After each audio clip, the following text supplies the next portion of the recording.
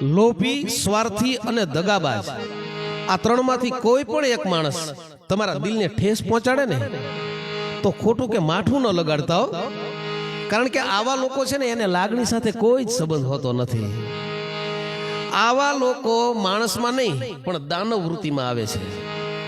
આ લોકોને જ્યારે તમારી જરૂર પડે ને ત્યારે તમારા પગમાં પડી જાય છે, અને જ્યારે તમારે એની જરૂર પડે ને એટલે તમારી જે કમજોરી હોય છે ને એનો ફાયદો ઉઠાવતા હોય છે. અને જીવનનો એક મંત્ર છે, જે લોકો ઝડપથી આપણા બની જાય ને એ ક્યારેય આપણા થતા નથી. અને 1 થી 5 વર્ષ જે આપણા બનવા માટે જે સમય લગાડે છે ને એ ક્યારેય યાર આપણને મૂકીને જતા નથી. અને જે આ લોભી છે અને સ્વાર્થી અને દગાબાજ માણસો છે ને એને હું કહું કે જેને અસ્તિત્વ જે સ્વીકારતું હોય એને તમારા જેવા મૂર્ખ સ્વીકારે કે ન સ્વીકારે શું ફેર પડે.